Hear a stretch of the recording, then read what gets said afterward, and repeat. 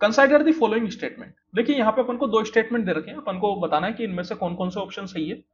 तो यहाँ पे पहला स्टेटमेंट है कि ये अपन को इतना सब कुछ दे रखा है, फिर बोला जा रहा है कि B is always greater than E, B हमेशा ई से बड़ा होगा। तो यहाँ पे अगर मैं बात करूं तो बी यहाँ पे है और ई यहाँ पे है। देखिए इन दोनों अल्फाबेट के बीच में आपको दो तरह के सिंबल दिख रहे हैं, एक तो ये वाला सिंबल और एक ये वाला सिंबल। तो जब कभी भी किसी भी दो अल्फाबेट के बीच में दोनों तरह के सिंबल आ जाए, ग्रेटर देन और लेस देन दोनों तरह के अगर सिंबल आ जाए, तो फिर आप डेफिनेट तौर पे कुछ भी नहीं कह सकते। बी ई से बड़ा भी हो सकता है और बी ई से छोटा भी हो सकता है, मतलब ये स्टेटमेंट में अपन नहीं कह सकते पक्के तौर पे। फिर सेकंड वाला स्टेटमेंट बोलता है कि S is always less than V, S यहां पे है और वी यहां पे है।